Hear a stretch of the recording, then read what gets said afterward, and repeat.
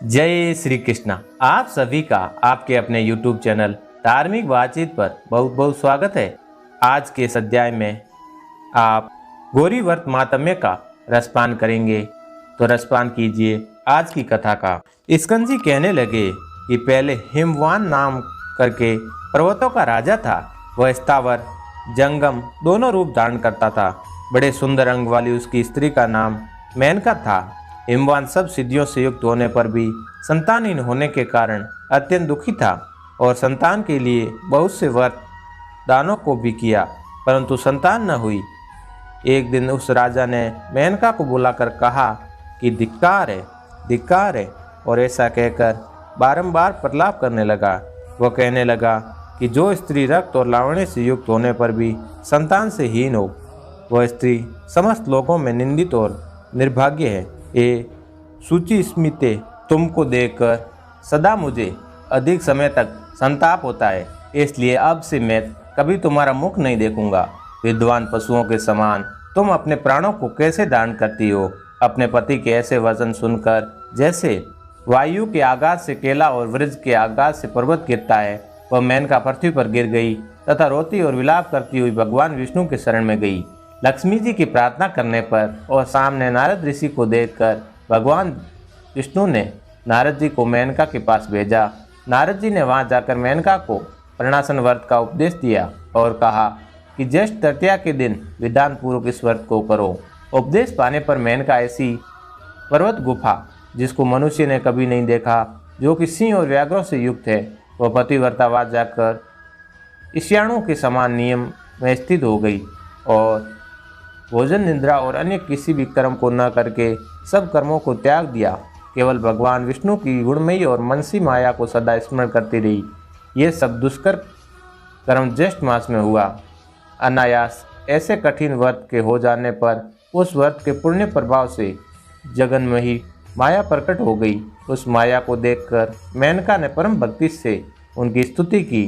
तब माया ने मेनका को वर मांगने के लिए कहा, तुम्हारे इस मासो उपवास व्रत से मैं अति प्रसन्न हुई। तुम्हारी भक्ति के वंशीभूत होकर मैं तुमको जो वस्तु नहीं देने के लायक होगी वह भी दूंगी। जगदम्बा के ऐसे वचन सुनकर मेनका अति प्रशंसा से बोली कि हे देवी, यदि आप मुझ पर प्रसन्न हैं तो मेरे आंगन में आप प्रसन्न होकर रहें। जगदम्बा कहने लगी, मैं कन्या होकर रहूंगी। ऐसा कहकर फिर कहने लगी कि हे मेनका, तुम्हें एक पुत्र भी होगा। मैं तुमसे एक हित की बात कहती हूँ, सो तुम मेरी आज्ञा से करो। तुमको अनायास ही इस ज्येष्ठ मास के मायोपवास व्रत का फल मिल गया। अब तुम अपने घर को जाओ और सदैव इस व्रत को विधिपूर्वक करती रहो। ऐसा कहकर माया अंतर ध्यान हो गई और मेनका भी अपने घर को चली गई। घर जाकर मेनका ने राजा हिमवान से सब समाचार विस्तार पूर्वक कहा और भृगु ऋषि के उपदिष्ट मार्ग से ऐसे व्रत को मेनका ने भी किया। इस समाचार को सुनकर हिमवान बड़ी प्रसन्नता और हर्ष के साथ दोनों हाथों से मेनका को आलिंगन कर अपनी गोद में बिठाकर समझाने लगा। उसके पश्चात कुछ काल व्यतीत हो जाने पर मेनका गर्भवती हुई और वशिष्ठ ऋषि ने आकर मेनका को पुष्पन संस्कार कराया। स्कंद जी कहते हैं कि हिमाचल के समान मनुष्य पृथ्वी पर अति दुर्लभ होते हैं। जिसके घर में स्वयं जगदम्बा प्रकट हुई और उमा, गौरी और पार्वती के नाम से विख्यात हुई। इस प्रकार ज्येष्ठ शुक्ल तृतीया को शिवा प्रकट हुई। इसलिए सौभाग्य की वृद्धि के लिए स्त्रियों को चतुर्दशी के दिन शिवा का व्रत अवश्य करना चाहिए। मिट्टी का शिव बनाकर मंडप के चारों द्वारों को अच्छी तरह शोभित करना चाहिए। गिरजासन के चारों तरफ धान्य को बिछाकर मध्य भाग में अपनी शक्ति के अनुसार चांदी का झूला बनाएं। उमा की सोने की प्रतिमा बनाकर सुंदर झूले में स्थापित करें और श्रद्धा अनुसार भक्ति से विधिवत उनका पूजन करें तथा सुहागिन ब्राह्मणियों को पूजन करें और कन्याओं को भोजन कराएं तथा उनके सौभाग्य द्रव्य, माला और चंदन से पूजा करें। गाना और बाजा तथा कीर्तन आदि से सारा मास व्यतीत करें। नित्य अविश्यासन का भोजन करें और यत्न पूर्वक नित्य कथा सुनें।